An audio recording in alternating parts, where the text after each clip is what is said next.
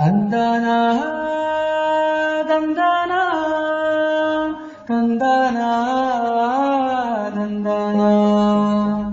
ஸ்பிக் மற்றும் green star இந்திய அரசின் ரசாயனங்கள் மற்றும் உரங்களுக்கான அமைச்சகத்தின் கீழ் இயங்கும் உரங்கள் துறை வழிகாட்டுதலின்படி நம் அழகப்பா பல்கலை சமுதாய வானொலியோடு இணைந்து வழங்கும் விவசாய பெருங்குடி மக்களுக்கு தேவையான தகவல் மற்றும் தொழில்நுட்ப உதவிகளை வழங்கும் நிகழ்ச்சி மண் பயனுற.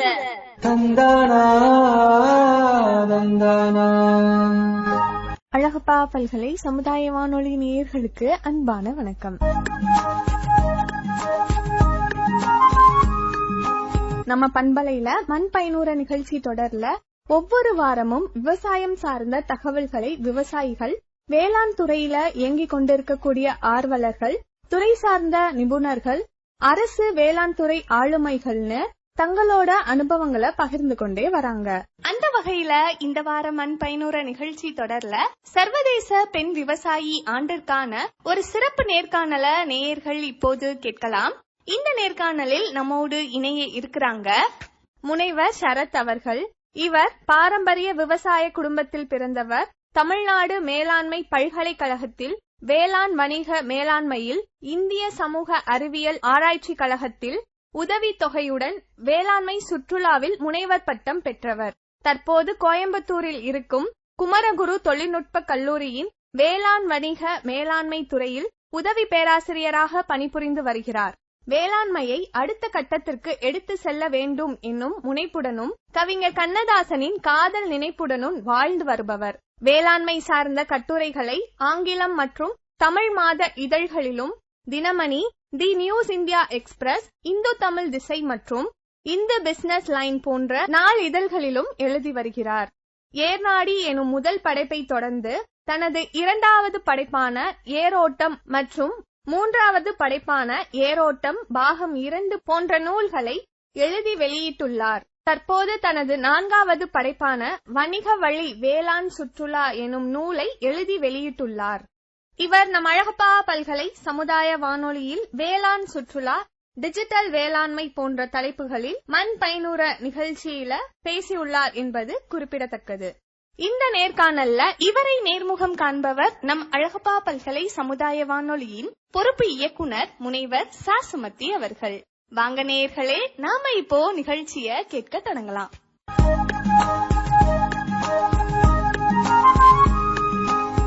சார் வணக்கம். சார் வணக்கம். அழகப்பா பல்கலை சமுதாய வானொலி நேயர்களுக்கு எனது அன்பான காலை வணக்கம்.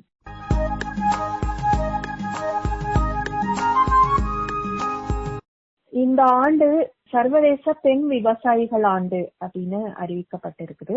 உலகத்துடைய முதல் விவசாயி ஒரு பெண்ணாக தான் இருக்கணும் அப்படிங்கிறதுக்கான பல கருத்துக்கள் முன்வைக்கப்பட்டிருக்கு. அதாவது இப்போ ஆண்கள் வேட்டை சமூகமா இருந்த போது, வேட்டைக்கு செல்லும் போது பெண்கள் தானியங்களை அதை எடுத்து சேகரிக்கிறது, அதுல இருக்க உபரியை விதைக்கவும் விளைவிக்கவும் பழகி இருந்திருக்க கூடும்.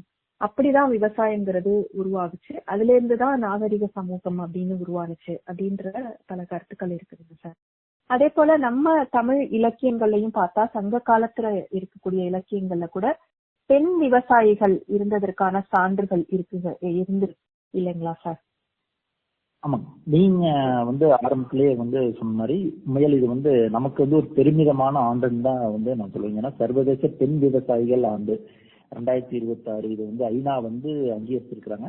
இது உண்மையால பெண் விவசாயிகளுக்கு கிடைக்கப்பெற்ற ஆகச்சிறந்த அங்கீகாரம் அப்படின்னு தான் நான் சொல்லியிருந்தேன். இதுல நீங்க ஆரம்பத்திலேயே குறிப்பிட்ட மாதிரி உண்மையாலும் இந்த பூ உலகத்தில் முதல் விதையை ஊன்றியவர்கள் பெண். அதனாலதான் பெண் விவசாயிகள் அப்படிங்கிற ஒரு கருத்துருவாக்கம் இன்றளவும் ஒரு மிகப்பெரிய ஒரு அளவுல ஒரு அங்கீகரிக்கப்பட வேண்டும் அப்படிங்கிற கண்ணோட்டத்துல இது சர்வதேச பெண் விவசாயிகள் ஆண்டு அப்படிங்கறத சொல்லியிருக்கிறாங்க ஐநாங்க. இதுல நம்ம சங்க இலக்கியங்கள் தொடாத இடமே இல்லை அப்படிங்க சொல்லணும். நீங்க எந்த ஒரு இது எடுத்துக்கிட்டாலும் அதுல சங்க இலக்கியம் முக்கியத்துவம் வாய்ந்த ஒன்னா இருக்குங்க. அதே மாதிரி இந்த பெண் விவசாயிகள் பற்றி சங்க இலக்கியங்கள் பல்வேறு வகையில பாடியிருக்கிறாங்க. அதாவது அவங்களோட கடின உழைப்பு, அவர்களால் அப்போது விவசாயம் எந்த அளவுக்கு இருந்தது, அதாவது ஆண் சமூகத்தை காட்டிலும் பெண்கள் எந்த அளவிற்கு விவசாயத்தை வந்து அடுத்த கட்டத்திற்கு வந்து எடுத்துட்டு போனாங்க அப்படிங்கிறது சங்க இலக்கியங்கள் எல்லாமே, குறிப்பா வந்து நீங்க அகநானூறு, புறநானூறு, நற்றிணை, கலித்தொகை, முல்லைப்பாட்டு எல்லாத்தையுமே வந்து நீங்க பெண் விவசாயிகள் வந்து மிகவும் ஆழமான வகையில் வந்து பல்வேறு கோணங்கள்ல வந்து சொல்லியிருக்கிறாங்க. நீங்க அதுல முக்கியமா வந்து நீங்க அந்த ஐந்திணை, குறிஞ்சி, முல்லை, மருதம் அதெல்லாம் எடுத்துட்டீங்கன்னா, குறிஞ்சியில வந்து அன்றைய காலகட்டங்கள்ல வந்து நற்றிணை, அகநானூறு வந்து என்ன சொல்றாங்கன்னா, அங்க பெண்கள் வந்து அதாவது வந்து அங்க விளையும் தானிய பயிர்கள் வந்து விலங்குகளிலிருந்து காப்பாற்றி இருக்கிறாங்க. அதாவது வந்து குருவி போன்றவைகள் வந்து அத வந்து சாப்பிடாம அதை வந்து விரட்டி, அதே மாதிரி அவங்க வந்து அந்த குறிஞ்சி மலைக்காடுகளில் விளையிற பயிரை வந்து இந்த மாதிரி விலங்குகளுக்கு இருந்து காப்பாற்றி இருக்கிறாங்க அப்படின்னு வந்து நற்றிணை, அகநானூறு வந்து பாடுதுங்க. அதே வந்து மருதம் அதாவது நெல் நடும் பெண்கள் இன்னைக்கு வந்து நீங்க பாத்துட்டீங்கன்னா வந்து நெல் நாற்று நடிகைகள் வந்து பல இடங்களில் வந்து இன்னைக்கு வந்து பாட்டு பாடுறது வந்து சிறப்பாக வந்து இருக்கும். ஏன்னா இன்னைக்கும் தஞ்சாவூர் போன்ற மாவட்டங்கள் வந்து பெண்கள் வந்து நாற்று நடும் பொழுது வந்து பாட்டு பாடுவாங்க. எதுக்காக வந்து அந்த பாட்டு பாடுவாங்கன்னா, உங்களோட கலைப்பு வந்து தெரியக்கூடாது அப்படிங்கறக்காக வந்து அவங்க வந்து அந்த பாட்டு வந்து பாடுவாங்க. ஸோ இது வந்து நீங்க பாத்துட்டீங்கன்னா அப்பவே வந்து கலித்தொகை, ஏன்னா கலித்தொகை வந்து போர் வெற்றி களங்களில் தான் வந்து பாடப்பட்டிருக்கு.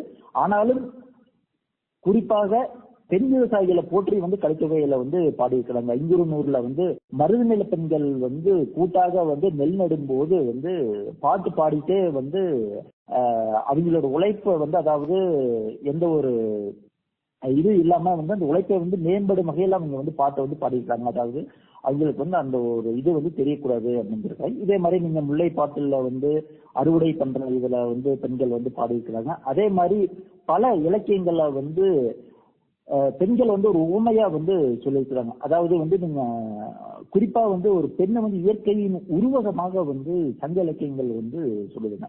அதாவது சொல்றாங்க, நெல்லை போல வளைந்து கொடுக்கும் தன்மை, தேனை போல இனிய உழைப்பு, மலையை போல பயனளிக்கும் தாய்மை, இதெல்லாமே வந்து ஒரு பெண் விவசாயிகளுக்கு வந்து ஒரு ஆகச்சிறந்த சிறப்பு அப்படின்னு வந்து சங்க இலக்கியங்கள் வந்து இயற்கையை ஒப்பிட்டு பெண்களுக்கு ஊமையா வந்து சொல்லியிருக்குன்னா, இந்த இடத்துல வந்து ஒரு பெண் விவசாயியோட அங்கீகாரம் வந்து எந்த அளவுக்கு சங்க இலக்கியங்கள் தந்திருக்கு அப்படிங்கறத வந்து நீங்க வந்து பாத்துக்கலாம்.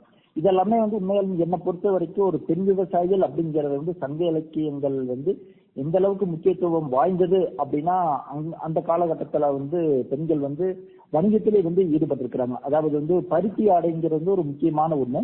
இதுல வந்து பருத்திங்கிறது பணப்பயிர் மட்டும் நாம சொல்ல முடியாது. ஏன்னா அது வந்து ஒரு பண்பாட்டு பயிர். ஏன்னா நமக்குன்னு ஒரு உடை நாகரிகம் அப்படிங்கறத வந்து தந்திருக்கு.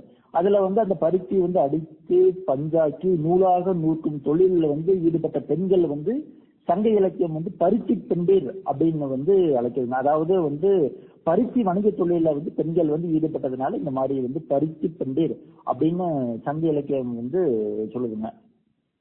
அதே மாதிரி வந்து பண்டமாற்று வணிகத்துல வந்து சங்க இலக்கிய பெண்கள் வந்து மிகவும் முனைப்போட வந்து ஈடுபட்டிருக்கிறாங்க. அதாவது ஊர் ஊராக போய் ஒரு படி நெல்லுக்கு வந்து ஒரு படி உப்பு அப்படின்னு வந்து உமனர் பெண்கள் வந்து கூவி கூவி விட்டுறதா வந்து அகநானூறு வந்து கூறுதுங்க. இது எல்லாத்தையும் விட உண்மையால வந்து ஆச்சரியப்படக்கூடிய வகையில ஒரு கூட்டை வந்து சங்க இலக்கியத்துல வந்து சொல்றாங்க. அதாவது உப்பு மூட்டைகளை வந்து ஏற்றிட்டு போற மாட்டு வண்டியை வந்து கை குழந்தையோட வந்து ஒரு தாய் ஊட்டி செல்கிறதா வந்து அந்த பாடு வந்து பெருமாநூற்று படையில வந்து பாடிட்டாங்க. அதாவது அவங்கள வந்து அந்த பிள்ளை காட்சி பெண் வந்து நம்மள இந்த கணம் வரைக்கும் நம்மள வந்து பிரமிக்க வைக்கிறதா வந்து பெருமாநூற்று படை வந்து பாடியிருந்தேன்.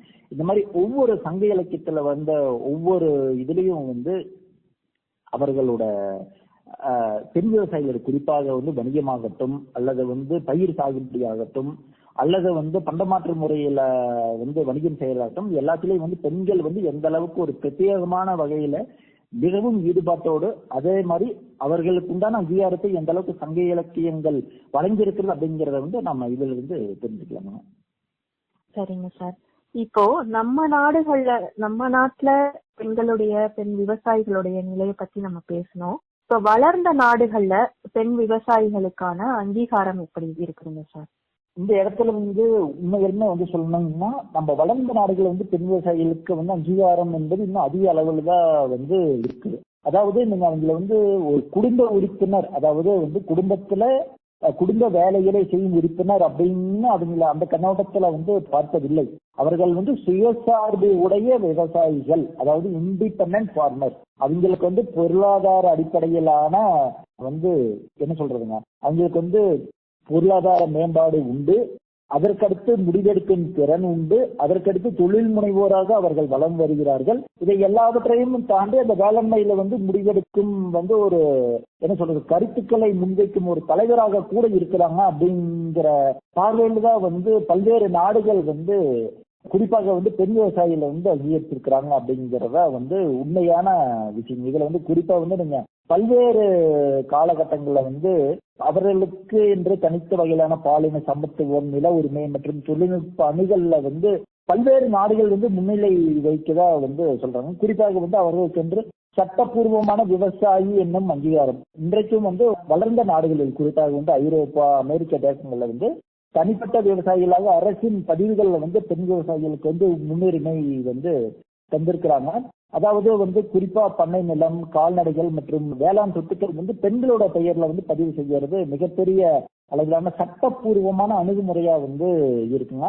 அடுத்த நில உரிமையில் அது வந்து அதிக பங்கு, அதாவது அமெரிக்கா, கனடா, ஆஸ்திரேலியா மற்றும் இன்னபிற ஐரோப்பிய நாடுகள் வந்து பெண்களுக்கு வந்து நில உரிமையாளர்கள் வந்து அதிகமா இருக்கிறதா வந்து ஆய்வறிக்கை வந்து சொல்லுவாங்க. இதனால வந்து என்னன்னா உங்களுக்கு நேரடியாக கடன், காப்பீடு மற்றும் இன்னபிற அரச மானியங்கள் வந்து எளிதாக வந்து கிடைக்குதுங்க. அடுத்து கொள்கை உருவாக்கம், இது வந்து மிக முக்கியமான ஒண்ணு. கொள்கை உருவாக்குங்கிறது நம்ம வந்து ஒரு நாள் 2 நாள்ங்கிற கண்ணோட்டத்துல வந்து பார்க்கக்கூடாது. அது வந்து பல்வேறு ஆண்டுகளுக்கு உட்பட்ட ஒண்ணு. கொள்கைங்கிறது வந்து குறுகிய காலகட்டத்துல ஏற்படக்கூடியது அல்ல. அது வந்து பல்வேறு ஆண்டுகளுக்கு வந்து என்ன சொல்றதுங்க, அது வந்து ஒரு வேலி மாதிரி தான் வந்து என்னை பொறுத்த வரைக்கும் நான் வந்து சொல்லுவேன். இதுல வந்து குறிப்பா வந்து பெண் விவசாயிகள் வந்து தேசிய மற்றும் மாநில அளவிலான வேளாண்மை சார்ந்த வாரியங்கள், சங்கங்கள் மற்றும் கூட்டுறவு அமைப்புகள்ல வந்து தலைமை பொறுப்புகளை வந்து வகிக்கிறாங்க அப்படிங்கிறது இந்த இடத்துல மறுக்க முடியாத உண்மை. மற்றும் அடுத்து தொழில்நுட்பம் சார்ந்த பயிற்சிகள், அதாவது வேளாண் பல்கலைக்கழகங்கள், ஆராய்ச்சி மையங்கள் மற்றும் விரிவாக்க சேவைகள்ல வந்து பெண்கள் வந்து நவீன தொழில்நுட்பங்கள், துல்லிய வேளாண்மை சார்ந்து வந்து பயிற்சிகளை வந்து பங்கு பெறாங்க. அவங்களோட பங்களிப்பு வந்து அதுல வந்து அதிகமா இருக்குங்க. அடுத்தது பெண்கள் தலைமையிலான வேளாண் தொழில் முனைவோர் கூட்டங்கள் வந்து பல்வேறு வகையிலான வளர்ந்த நாடுகள்ல வந்து இயற்கை வேளாண்மை சார்ந்து, உணவு பதப்படுத்துதல் சார்ந்து, வேளாண் சுற்றுலா சார்ந்து, அதாவது நேரடியாக சந்தைப்படுத்துதல் சார்ந்து, வேளாண் தொடக்க நிறுவனங்கள்ல வந்து வெற்றிகரமான தொழில் முனைவராக உருவாகுவதற்கு உண்டான திட்டங்கள் எல்லாமே வந்து வளர்ந்த நாடுகள் வந்து அதிக அளவில் வந்து பெண் விவசாயிகளுக்கு வந்து முன்னுரிமை வந்து தராங்க. அடுத்து வந்து சமமான நிதி மற்றும் காப்பீட்டு வசதிகள், அதாவது வந்து வங்கியில் வந்து பெண் விவசாயிகளுக்கு வங்கி கடன், பயிர் காப்பீடு, முதலீட்டு உதவித்தொகையில் இதெல்லாமே வந்து அவங்களுக்கு எளிதில் வந்து கிடைக்கக்கூடிய வகையில் இருக்கு. இது எல்லாவற்றையும் தாண்டி அவர்களுக்கென்று தனித்த அளவிலான சமூக அங்கீகாரம், அதாவது வந்து பெண் விவசாயிகளோட இந்த ஆண்டின் சிறந்த விவசாயி யாரு, புதுமை விவசாயி யாருன்னா, சுற்றுச்சூழல் பாதுகாப்பு விருதுகள் என பல்வேறு வகையிலான விருதுகளோட பங்களிப்புல வந்து பெண் விவசாயிகளுக்கு வந்து அங்க முன்னுரிமை வந்து தராங்க. நீங்க குறிப்பா வந்து அமெரிக்கா தேசத்தை பார்த்துட்டீங்கன்னா, அமெரிக்கா நாட்டுல வந்து பெண்கள் வந்து பல்வேறு நில உரிமையாளர்கள், அதாவது நிலத்தின் உரிமையாளர், வேளாண் நிறுவனங்கள்ல வந்து நடத்துவரா வந்து இருக்கிறாங்க. அடுத்து அதே வந்து கனடால வந்து பாத்துட்டீங்கன்னா பெண் விவசாயிகள் வந்து தொழில் முனைவோராகவும் புதுமை மற்றும் நிலையான நீடித்த வேளாண் நடைமுறைகளுக்கு வந்து மிகப்பெரிய அளவில் வந்து ஒத்துழைப்பதோடு அதற்கு வந்து அரசு மற்றும் வேளாண் அமைப்புகள் வந்து ஆதரவை வந்து தர்றாங்க. அதே மாதிரி நீங்க வந்து பாத்தீங்கன்னா ஐரோப்பிய நாடுகள்ல வந்து வேளாண் தொழில் மூலம் வந்து பாலின சமத்துவம், குறிப்பாக வந்து கிராமப்புற பெண்களுக்கு வந்து தொழில் முனைவு மற்றும் வேளாண்மையில வந்து தலைமைத்துவ பண்புகளை வந்து ஊக்குவிக்கிற பல்வேறு வகையான திட்டங்கள் வந்து ஐரோப்பிய நாடுகள் வந்து பெண் விவசாயிகளுக்கு வந்து குறிப்பா வந்து தந்துட்டு இருக்கிறாங்க. எனவே வந்து வளர்ந்த நாடுகள் வந்து ஒரு படி மேலே போய் பெண் விவசாயிகள் வந்து அடுத்த கட்டத்திற்கு போகணுங்கிற கண்ணோட்டத்துல பல்வேறு வகையிலான மானிய திட்டங்கள், அரசின் நலத்திட்டங்கள் மற்றும் வந்து பயிற்சிகளை வந்து தந்துட்டு வராங்க. இது வந்து கூடிய வரையில வந்து நம் இந்தியாவிலே வந்து இது சார்ந்த முன்னெடுப்புகள் வந்து இருக்கும் பட்சத்தில் இன்னும் வந்து பெண் விவசாயிகளோட பங்களிப்பு வந்து அதிகரிக்கும் அப்படிங்கறத வந்து இந்த இடத்துல நான் பதிவு செய்ய விரும்புறேன்.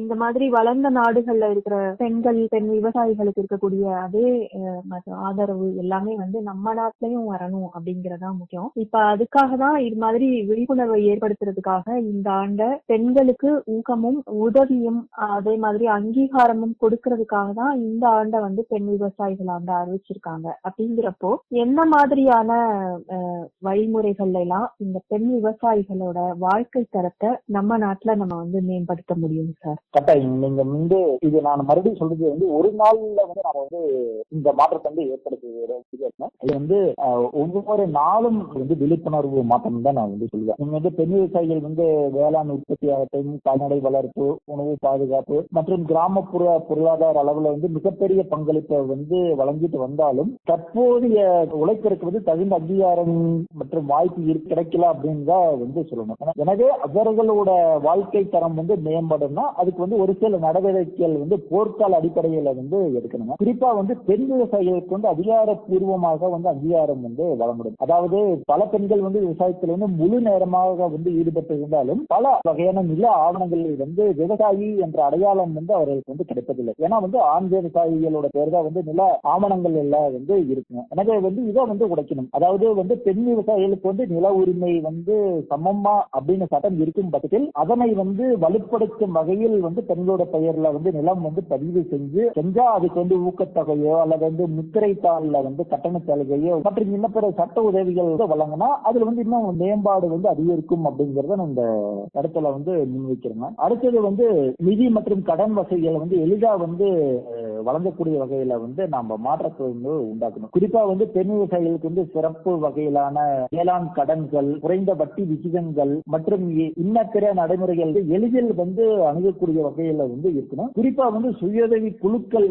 வந்து வங்கிகளோடு இணைஞ்சு அவங்களோட பொருளாதாரத்தை வந்து மேம்படுத்தக்கூடிய வகையிலான திட்டங்களை வந்து இணைஞ்சு வந்து மேற்கொள்ளணும். அடுத்து பெண்களுக்கு ஏற்ற வேளாண் இயந்திரங்கள், நான் ஆரம்பத்திலே சொன்ன மாதிரி பெண்களும் வந்து எளிதாக கையாளக்கூடிய வகையில் வேளாண் இயந்திரங்கள் இருந்தால் இன்னும் வந்து சிறப்பாக இருக்கும். அதன் மூலம் வந்து அவங்களோட பங்களிப்பு வந்து மென்மேலும் வந்து அதிகரிக்கும். அடுத்து தொழில்நுட்பம் மற்றும் டிஜிட்டல் சார்ந்த திறன்கள் வந்து மேம்படுத்துறதுங்க. அடுத்து வந்து பெண்கள் தலைமையிலான வேளாண் உற்பத்தியாளர் நிறுவனங்கள், பெண்கள் மட்டுமே நிர்வகிக்கக்கூடிய, அதாவது கிட்டத்தட்ட 500 பெண் விவசாயிகள் அல்லது 1000 பெண் விவசாயிகள் ஒன்றாக இணைந்து ஆரம்பிக்கப்பட்ட நிறுவனங்களுக்கு வந்து மதிப்பு கூட்டுதல் பயிற்சி, சந்தைப்படுத்துதல் போன்ற வகையில வந்து ஈடுபடுறதுக்கு போதிய அளவிலான வாய்ப்பை வந்து நம்ம ஏற்படுத்தி தரணும். அடுத்து வந்து மதிப்பு கூட்டல் மற்றும் தொழில் முனைவை நம்ம ஊக்குவிக்கணும். அதாவது வந்து காய்கறி, பழம், பால், மிளகாய், மஞ்சள், சிறுதானியங்கள் இதெல்லாமே வந்து மதிப்பு கூட்டுற பொருளா மாத்துறதுக்கு, அதாவது தொழில் முனைவு திறன் வந்து வளர்த்து அவங்களுக்கு வந்து நம்ம அடுத்த கட்டத்துக்கு வந்து எடுத்துட்டு போகணுங்க.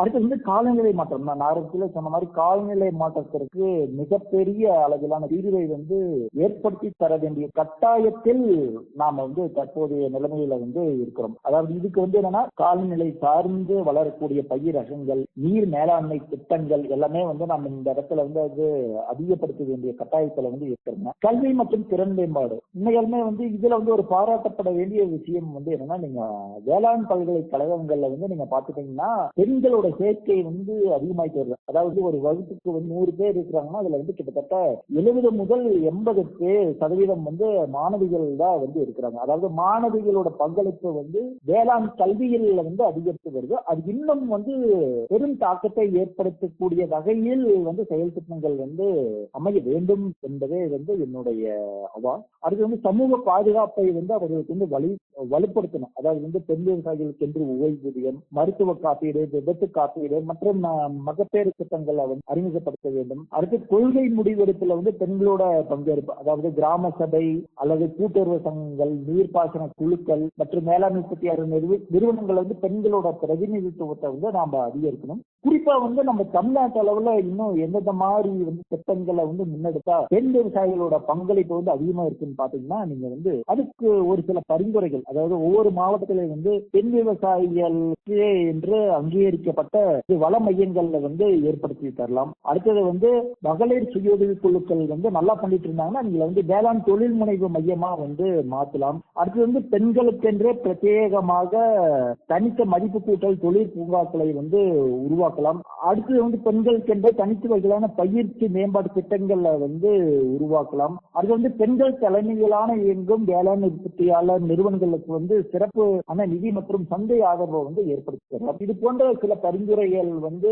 வேளாண்மை சார்ந்து முன்வைக்கும் பட்சத்தில் பெண் விவசாயிகளின் பங்களிப்பு மென்மேலும் வேளாண்மையில் வலுப்பெறும் நான் இந்த இடத்துல வந்து பரிந்துரையா வைக்கிறேன். சரிங்க. 2026 பெண் விவசாயிகள் ஆண்டாக அறிவிக்கப்பட்டிருக்கக்கூடிய சூழல்ல இந்த பெண் விவசாயிகள் அவங்களுடைய பங்களிப்பு இந்த சமூகத்துக்கு, இந்த வேளாண்மைக்கு, இந்த பூமிக்கு, இத பத்தியும் அவங்களுக்கு நம்ம செய்ய வேண்டிய உதவிகள், ஊக்கம், ஆதரவு இத பத்தியும் ரொம்பவே வந்து தெளிவாகவும் விளக்கமாகவும் இந்த நேர்காணல்ல வந்து பல தகவல்களை பகிர்ந்துகிட்டீங்க சார். தொடர்ந்து இந்த மண் பயனுற தொடர் நிகழ்ச்சியில பல்வேறு தலைப்புகள்ல, இன்னும் சொல்ல போனா புதியதாக இருக்கக்கூடிய வேளாண் சுற்றுலா மாதிரியான பல்வேறு தலைப்புகள்ல நீங்க வந்து உங்களுடைய அனுபவங்களை வந்து பகிர்ந்துகிட்டு இருக்கிறீங்க. அதற்காகவும் அழகப்பா பல்கலை சமுதாய வானொலியின் சார்பாக நன்றிகள் சார். மண் பயனுற நிகழ்ச்சியில் எனக்கு வந்து வாய்ப்பை தந்து பெண் விவசாயிகளுக்கு என்று தனித்த அங்கீகாரத்தை உருவாக்கும் வகையில் வந்து சர்வதேச பெண் விவசாயிகள் ஆண்டை கொண்டாடும் வகையில் என்னோட கருத்துக்களை வந்து முன்வைக்க வாய்ப்பு வழங்கிய அழகப்பா பல்கலைக்கழகத்தின் சமுதாய வானொலிக்கு எனது மனமார்ந்த நன்றியை தெரிவித்துக் கொள்கிறேன். நன்றி, வணக்கம். நன்றி சார்.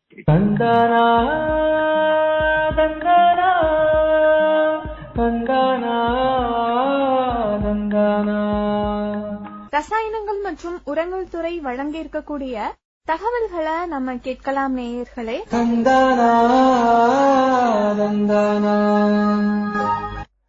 சமச்சீர் ஊட்டச்சத்தில் பண்ணை உரத்தின் நன்மைகள். பண்ணை உரம் என்பது மக்கிய கால்நடை சாணம், சிறுநீர், படுக்கை பொருட்கள் மற்றும் பண்ணை கழிவுகளிலிருந்து தயாரிக்கப்படும் ஒரு இயற்கை அங்கக உரமாகும். இது கரிம பொருட்கள் மற்றும் ஊட்டச்சத்துக்களின் ஒரு முக்கிய ஆதாரமாகும். இது சமச்சீரான தாவர ஊட்டச்சத்தை அதிகரித்து மண்ணின் ஒட்டுமொத்த ஆரோக்கியத்தை மேம்படுத்துகிறது. பண்ணை உரம் ரசாயன உரங்களுக்கு படிப்படியாக ஊட்டச்சத்துக்களை வழங்கி அவற்றின் செயல்திறனை அதிகரிப்பதன் மூலம் அவற்றுக்கு துணையாக அமைகிறது. பண்ணை உரத்தின் நன்மைகள்: நைட்ரஜன், பாஸ்பரஸ், பொட்டாசியம் மற்றும் நுண்ணூட்டச்சத்துக்கள் போன்ற அத்தியாவசிய ஊட்டச்சத்துக்களை சிறிய ஆனால் சமச்சீரான அளவில் வழங்குகிறது. மண்ணின் கட்டமைப்பை மேம்படுத்துகிறது. மண்ணை தளர்வாகவும் சிறந்த வேர் வளர்ச்சிக்கு நன்கு காற்றோட்டமாகவும் ஆக்குகிறது. மண்ணின் கரிம பொருளை அதிகரித்து நீண்ட கால மண்வளம் மற்றும் உற்பத்தி திறனுக்கு வழிவகுக்கிறது. ரசாயன உரங்களை சார்ந்திருப்பதை குறைத்து நிலையான விவசாயத்தை ஊக்குவிக்க உதவுகிறது. பயிர் வளர்ச்சி, மகசூல் மற்றும் விளைபொருளின் தரத்தை மேம்படுத்துகிறது. மண்ணின் நிலைத்தன்மை மற்றும் திரட்சியை மேம்படுத்துவதன் மூலம் மண் அரிப்பை குறைக்கிறது. தொழு உரத்தை பயன்படுத்துவதற்கான சிறந்த வழிமுறைகள்: விதைப்பதற்கு அல்லது நடவு செய்வதற்கு முன் நன்கு மக்கிய தொழு உரத்தை பயன்படுத்தவும். மக்குதல் மற்றும் ஊட்டச்சத்து கிடைப்பதை மேம்படுத்த தொழு உரத்தை மண்ணில் நன்கு கலக்கவும். ஒருங்கிணைந்த ஊட்டச்சத்து மேலாண்மையின் ஒரு பகுதியாக பரிந்துரைக்கப்பட்ட அளவிலான ரசாயன உரங்களுடன் தொழு உரத்தை சேர்க்கவும். பயன்படுத்துவதற்கு முன் ஊட்டச்சத்து இழப்புகளை குறைக்க தொழு உரத்தை முறையாக சேமித்து வைக்கவும். தொழு உரம் என்பது சமச்சீரான ஊட்டச்சத்து மேலாண்மையின் ஒரு முக்கிய அங்கமாகும். மண் வளத்தை மேம்படுத்துவதன் மூலமும் ஊட்டச்சத்து கிடைப்பதை அதிகரிப்பதன் மூலமும் ஆரோக்கியமான தாவர வளர்ச்சிக்கு ஆதரவளிப்பதன் மூலமும் தொழு உரம் நிலையான விவசாயத்திற்கு நீண்டகால உற்பத்தி திறனுக்கும் பங்களிக்கிறது. தொழு உரத்தை பயன்படுத்துவதற்கான சிறந்த வழிமுறைகள்: விதைப்பதற்கு அல்லது நடவு செய்வதற்கு முன் நன்கு மக்கிய தொழு உரத்தை பயன்படுத்தவும். மக்குதல் மற்றும் ஊட்டச்சத்து கிடைப்பதை மேம்படுத்த தொழு உரத்தை மண்ணுடன் நன்கு கலக்கவும். ஒருங்கிணைந்த ஊட்டச்சத்து மேலாண்மையின் ஒரு பகுதியாக பரிந்துரைக்கப்பட்ட அளவிலான ரசாயன உரங்களுடன் தொழு உரத்தை சேர்த்து பயன்படுத்தவும். பயன்படுத்துவதற்கு முன் ஊட்டச்சத்து இழப்புகளை குறைக்க தொழு உரத்தை முறையாக சேமித்து வைக்கவும். தொழு உரம் என்பது சமச்சீரான ஊட்டச்சத்து மேலாண்மையின் ஒரு முக்கிய அங்கமாகும். மண் வளத்தை மேம்படுத்துவதன் மூலமும் ஊட்டச்சத்து கிடைப்பதை அதிகரிப்பதன் மூலமும் ஆரோக்கியமான தாவர வளர்ச்சிக்கு உதவுவதன் மூலமும் தொழு உரம் நிலையான விவசாயத்திற்கு நீண்டகால உற்பத்தி திறனுக்கும் பங்களிக்கிறது.